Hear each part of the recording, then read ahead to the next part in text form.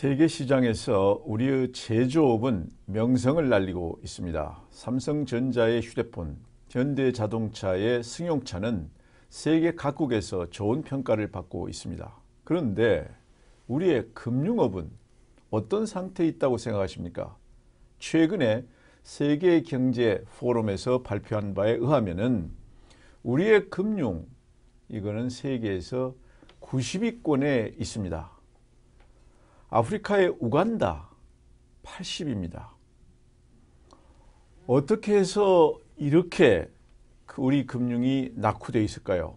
오늘은 증권업계, 자본시장업계, 그리고 한국은행 여러 직위를 통해서 우리 금융을 꿰뚫고 계시는 서강대학의 최운열 교수와 함께 이 문제를 의견 교환을 해보겠습니다. 안녕하세요. 안녕하십니까. 사실 좀 창피한데요. 예. 그리고 좀 책임도 있으시죠? 책임이 큽니다. 네.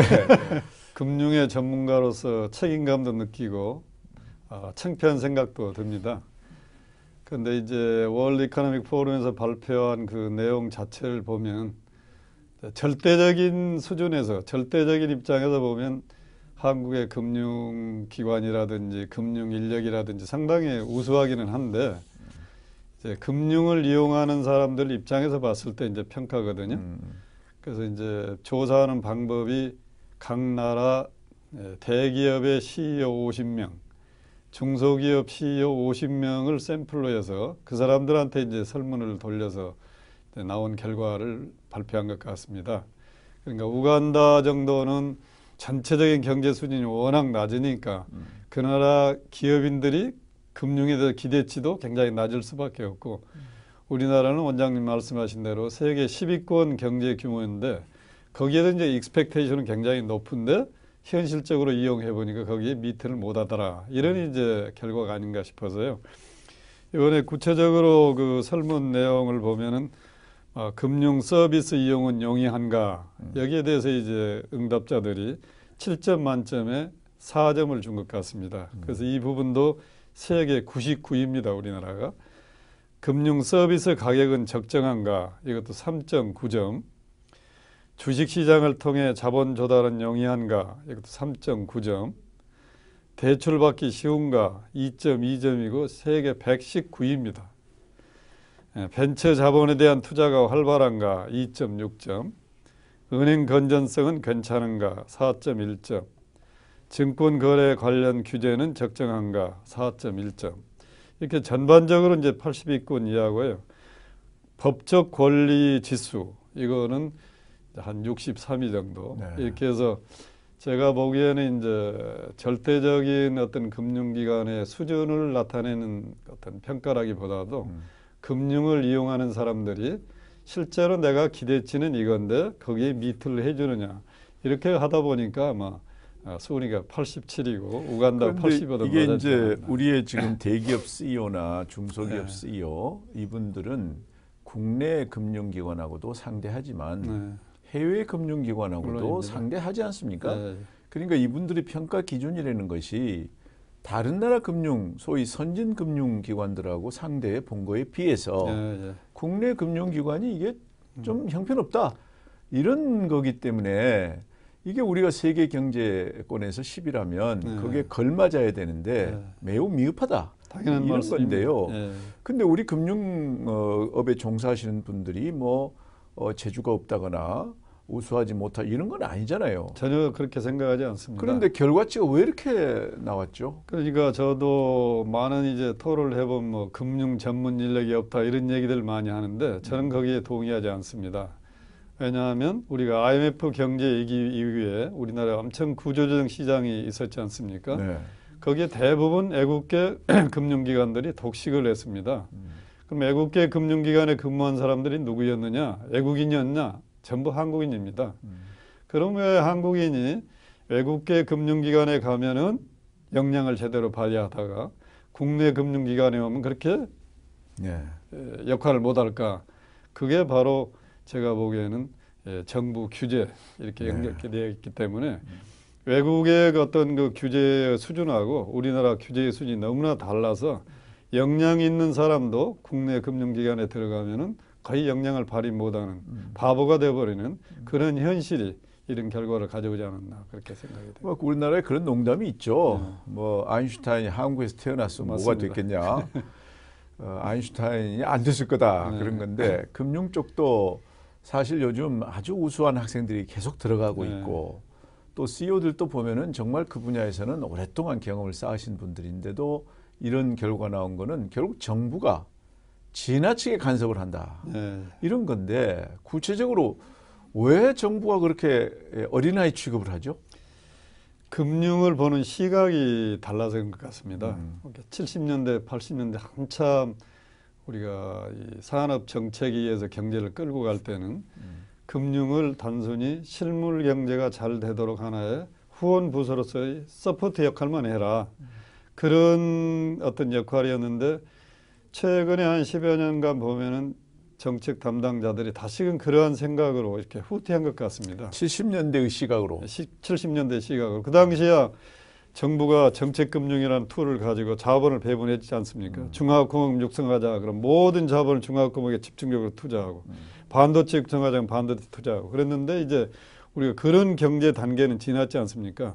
그런데도 불구하고 정책의 담당자들 시각 자체를 그런 방법으로 금융을 다루기 때문에 금융이 제대로 역할을 못하는 게 아닌가. 그래서 제가 이제 가끔 그런 농담을 하나 하는데요. 우리나라 LPG, 여자 LPGA가 세계를 제패하지 않습니까? 네. 왜 그렇다고 생각하십니까, 원장님은? 여성 LPGA. 네. 골프. 뭐 정부가 그 규제 안 하는 거 아니에요? 그래서 대표적으로 제가 우리나라 체육부나 교육부에 골프과가 없기 때문에 세계를 제패한다. 동감입니다. 네, 만약 골프과가 있다면 백스윙은 이렇게 해라, 파울라운은 어떻게 해라, 무엇은 어떻게 해라, 구체적으로 하나하나 지정을 해줄 텐데 뭐 여성이 해외 나갈 때는 뭐 이리 해라 뭐 그런 것까지 나오겠죠. 치마는 뭐 이상으로 뭐 입어라 이런 식으로. 그러니까 이 애들이 그런 게 없으니까 자유롭게 이제 해서 세계를 제패하는데 금융은 뭐 가격부터 시작해가지고 상품 개발에 구체적인 기업의 경영 관행까지 하나하나 다 미주얼, 코주얼 다 간섭을 하니까 아무리 능력 있는 사람이 가도 지 역량을 발휘하지 못하는. 그런데 이제 금융 당국의 논리는 이거는 공공성이 강하기 때문에 금융의 건전성은 또 유지가 돼야 되고 그래서 우리가 간섭한다. 지금 이런 논리 아니에요? 예. 그거에 대해서 어떻게 생각하십니까? 그 이제 금융은 이제 공익성이 강한 건 사실입니다. 그래서 이제 공공성이 강한 부분에 대해서는 정부의 규제가 있는 건 당연한데 그 규제는 뭐냐? 건전성 규제. 금융기관이 망하면 국가 경제에 심대한 피해를 주기 때문에 금융기관이 부실화되지 않도록 건전성이 제대로 지켜지느냐를 체크하는 그런 건전성 규제에 머물러야 되는데 우리나라의 경우에는 건전성 규제를 뛰어넘어서 구체적으로 가격, 상품, 경영 이런 데까지 이제 개입하는 것이 선진국과 다른 점이 아닌가. 구체적으로 보면은 수수료 규제도 하죠. 그래서 이제 다시 말씀드리면 우리나라 이제 정치권도 그렇고 정책 담당자들도 그렇고 이 서비스 산업에 대한 개념이 좀 다른 것 같습니다. 서비스도 하나의 서비스를 제공하고 거기에 대한 대가를 받는 엄연한 산업이지 않습니까? 거기도 서비스에 대한 대가가 가격이거든요. 그런데 서비스를 공짜라고 생각합니다. 시혜로 베푸는 거. 그러니까 은행이 이익을 좀 냈다. 야, 너희들 왜 이익을 내? 예대마진 낮춰. 카드 회사가 이익을 내면 왜 너희들 이익 많이 내? 카드 수수료 낮춰. 이게 가격이거든요. 그러니까 이게 기본적으로 서비스업을 생각하는 시각을 바꾸지 않는 한은 금융이 잘 되기가 어려울 것 같습니다. 그러니까 선진 소위 금융이 잘 되고 있다는 영국이나 미국이나 이런 나라에서는 가격 규제는 안 합니까? 거의 안 하죠. 완전히 시장에 맡기고 거기는 주로 이제 아까 말씀드린 프루덴셜 레귤레이션, 건전성 규제에 치중을 하지 가격, 상품에 계속 하면은 혁신이라는 게 일어날 수 없지 않습니까? 정부 눈치만 보고. 상품 개발 예를 들면은 정권에 따라 지난 정권은 뭐 녹색금융이다 해서 녹색금융 굉장히 강조하면 모든 은행들이 거기에 그냥 뭐 실제로 녹색금융에 대출을 해줬는지 모르겠지만 무늬만 녹색금융이죠. 이번 들어선 창조금융, 기술금융 이거 한 뭐 실적으로는 몇십조 올라갔다고 하지만 사실은 내용을 보면 거의 아니거든요. 그러니까 이게 정권의 입맛에 따라서 정부의 입맛에 따라서 구체적인 어떤 뭐 그런 어떤 상품 같은 걸 개발해가지고 집중적으로 하다 보니까 자금이 가야 될 때 안 가고 왜곡되는 겁니다. 그러니까 가격 규제라는 거는 시장 경제에서 가격이 기본인데 그렇습니다. 그걸 규제하는 거는 사실 좀 문제가 있죠. 문제가 아니라 해서는 안 될 일이죠. 그러니까요. 근데 더 나아가서 건전성 때문에 규제한다 이렇게 되는데 그렇게 되면 은행들이 대출한 기업들 중에 부실 기업이 생기면 이건 구조조정을 해야 되잖아요. 당연히 해야지. 근데 그거는 또 정부에서 좀 이렇게 네 맘대로 하지 마라 또 이게 있지 않습니까? 그게 정치적으로 보면 이제 부실 기업이 많이 나오면 네. 또 실업이 생기고 하니까 정치적인 부담이 정치인들은 그렇게 생각하지 않겠습니까? 그러나 언젠가는 그런 기업은 퇴출돼야 될 기업이기 때문에 가능한 한 빨리 그런 기업을 구조조정을 해야 이 경쟁력 없는 기업에 묶여 있는 자금이나 인력이 보다 더 성장 가능성 있는 기업 쪽으로 흘러가야 경제가 이제 동력을 찾는 그렇죠. 거 아니겠습니까? 그런데 항상 매번 보면은 은행들의 그런 지표가 하나 있죠. 이자 보상 비율이라고. 영업이익을 가지고 이자도 제대로 갚지 못하는 기업의 경우에는 생존의 가능성이 없는 기업이고 빨리 퇴출을 해야 되잖아요. 그런 기업이 지금 우리나라에도 굉장히 많고 지금 상장 기업의 약 17% 가까이 된다. 거의 한 그렇게 30% 되는데 가까이 됩니다. 이제 다른 또 통계로 하면 30%가 되는데 그러니까 이제 문제는 건전하게 하기 위해서 좀비 기업을 정리하겠다는데 못하게 하고 이거 어떻게 생각해요? 그게 이제 이율 배반이죠. 그러니까 가능한 한 빨리 좀비 기업을 정리하는 것이 금융기관의 건전성을 실질적으로 높여주는 거고 장기적으로 성장의 동력이 생기는 건데 그걸 끊어 안고 가면 언젠가는 다 현실화되지 않겠습니까? 네. 그러니까 금융당국의 논리가 건전성 규제다 딱 하나가 분명하면 그러면 구조조정은 그건 자유롭게 하도록 놔둬야 되는 거고 건전성 감독이라고 하더라도 그건 전체적인 걸 보는 거지 상품 하나하나의 가격까지 들어가서 규제하는 것은 금융산업의 창의성을 저해하는 거기 때문에 바람직하지 않고 그런데 계속 이렇게 간단 말이에요. 그 이유가 뭡니까? 그러니까 이제 그건 결국은 뭐 정치적인 논리 아니겠습니까? 내 임기 중에는 그런 부실화가 현재화되는 것이 싫다.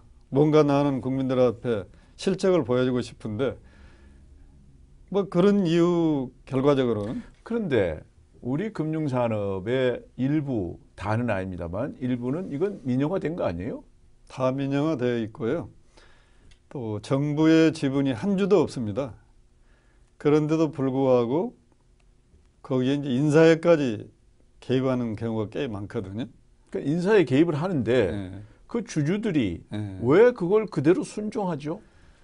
그러니까 이제 그게 우리 금융의 지금 현실이 예를 들어서 이제 하나지주라든지 신한지주의 경우에는 구체적으로 인사의 개입을 덜 합니다.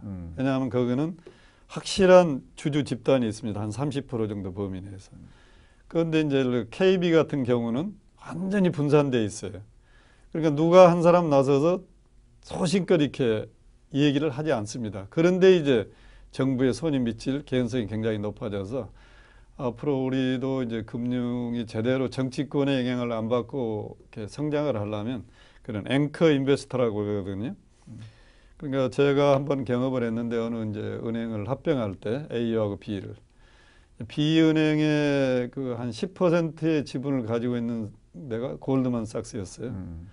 그 당시 정치 상황으로 보면은 정치권에서 이제 합병은행 행장을 구체적으로 누구를 시키겠다 의도가 있었는데 골드만삭스의 경우에는 누가 행장이 되는 것이 내 주주 가치가 극대화될 건가 그런 차원에서 액션을 취하더라고요.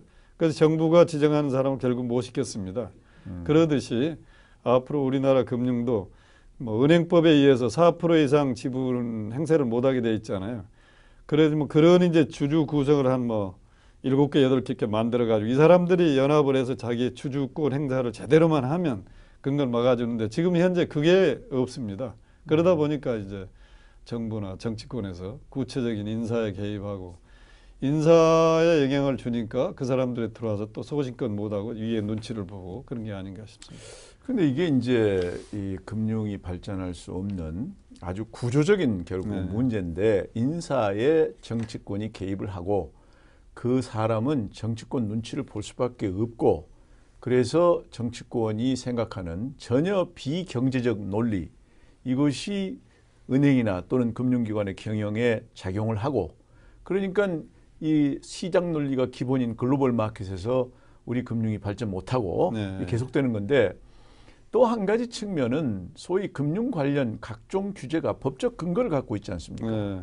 이 법을 만들 때 그 법을 만드는 분들이 금융시장을 이해를 하지 못하면서, 그러면서 다른 정치 논리, 말하자면 서민을 보호해야 네. 된다든가 뭐 이런 논리를 가지고 법을 만들기 때문에 그것도 이 금융산업 발전 못하는 큰 이유 아닌가요? 당연한 말씀입니다. 그래서 지금 현재 우리 정치 국회의원들 중에서 금융을 제대로 전공했다든지 금융산업에 근무했다는 사람들이 아마 몇 사람 없을 겁니다. 그리고 거의가 다 이제 그 밖에 사람들이기 때문에 이 사람들이 항상 법을 만들 때는 그 산업의 어떤 경제 논리 이전에 이것을 만들었을 때 내한테 도움이 되느냐 안 되느냐, 뭐 이런 내 지역구에 도움이 되느냐 안 되느냐, 이런 정치 논리로 풀기 때문에 이 모든 게 지금 악순환이 계속되지 않은가 생각이 되고. 결국 종합적으로 보면은 이제 국가 전체의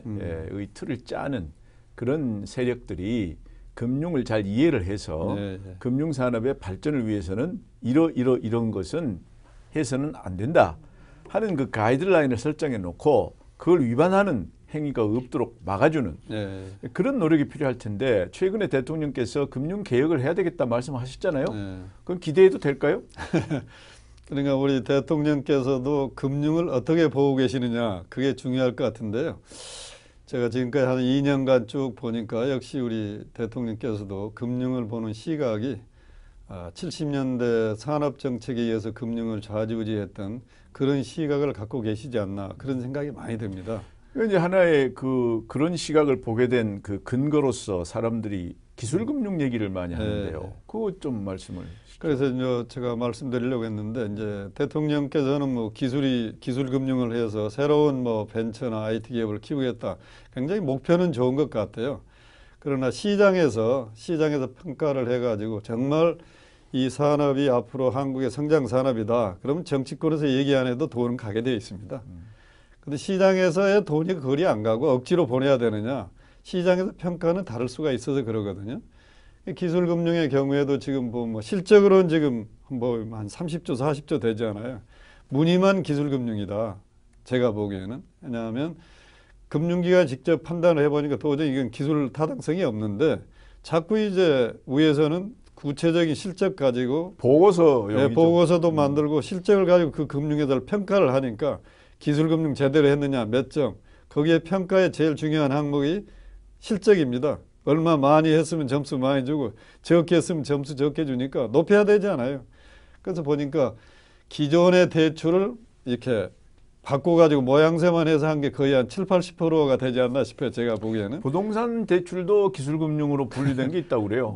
거기도 뭐 한 20% 남짓해요. 그러니까 순수하게 기술금융은 매입이 10%도 안 될 겁니다. 그러니까 이런 거가 그 정치 논리가 아닌가. 이거는 뭐 다음에 언젠가는 굉장히 많은 그 문제를 일으킬 소지를 지금 안고 있다, 잉태하고 있다, 그렇게 걱정입니다. 지난번 정부는 녹색금융이라고 했는데 이번에는 이제 기술금융. 결국 이제 우리 금융산업이 우간다보다 더 못하다 하는 이 결과는 정치권의 금융에 대한 이해 부족, 그리고 국가 전체를 리드하는 그런 분들도 금융에 대해서 충분히 이해를 하지 못하고 있고, 실질적으로 현장에서 일하는 관료들, 이분들은 또 그걸 어느 정도 즐기는 또 그런 면이 있고, 결국은 희망 없네요. 그래서 이제 전체적으로 저는 뭐 금융을 전공하는 사람 입장에서 우리 국민들은 성향이 금융을 굉장히 잘할 수 있는 DNA를 갖고 있다고 저는 평소에 생각합니다. 그 이유가 첫째는 우리가 이 고등학생들 세계 수학 경시대회를 하면은 매년 상위권에 2~3명씩 들어가거든요. 지금의 모든 금융 상품 고도의 수학을 이용한 하나의 상품입니다. 그래서 기본적으로 우리 한국 국민들이 어떤 계량적인 마인드가 강하다는 것은 금융을 잘할 수 있는 아주 포텐셜이 있다. 그 다음에 이제 두 번째로는 굉장히 이제 전략적인 판단을 잘 해야 되는데, 우리가 이제 아까 골프를 얘기했습니다만, 골프장에 가보면 한국에서 굉장히 다양한 게임들이 존재하잖아요. 외국에서는 찾아볼 수 없습니다. 그 제프리 존스라는 옛날에 주한 미 상공회에서 회장을 했던 분이 어느 공식 석상에서 자기가 보기에 앞으로 한국은 굉장히 금융을 잘할 수 있을 것 같다. 그 이유 중에 하나가 골프의 게임의 그 다양성. 여기다 붙이면 이 상품이 되고 저기다 붙이면 이 상품이 되는데 이거 자체가 바로 파생 상품이다. 금융에서. 그런 걸 보면 한국 국민은 굉장히 순발력도 있고 뭐하다. 그런 국민의 잠재력이 있는데도 불구하고 바로 어떤 정치적인 이슈 이런 것 때문에 한국 금융이 지금 굉장히 후퇴하고 있어서요. 저는 우리 금융이 한 20년은 후퇴했다 이렇게 생각을 하는데, 앞으로 우리가 이제 정말로 정치권에서 금융도 실물 경제를 도와주는 후선 부서에 그치는 것이 아니라 금융산업 자체가 국부를 스스로 창출하는 전략 산업으로 인식이 되면, 그러면 금융에서 고도 일자리가 많이 생기고 거기서 국부도 창출이 되고 부가가치도 창출이 된다. 이것만 좀 보편적으로 인식만 해준다면 우리 정치권이나 이 고위층에서, 그러면 우리 금융은 굉장히 희망이 있다고 저는 그렇게 생각합니다. 네. 사실 우리 금융 이거는 경제의 혈관입니다. 피가 잘 돌려면 혈관이 튼튼해야 되듯이 경제가 잘 되려면 금융이 튼튼해야 됩니다. 그런데 우리의 금융이 우간다보다 못하다. 이건 참 불균형이고 우리 경제 미래를 위해서 바람직하지 못합니다. 그 이유가 되는 정치권의 금융에 대한 인식, 관료들이 지나치게 규제를 좋아하는 그러한 태도, 이런 것들이 함께 변해야 될 것으로 생각합니다. 우리 금융 빨리 선진화되기를 기대해 봅니다. 오늘 감사합니다. 네, 감사합니다.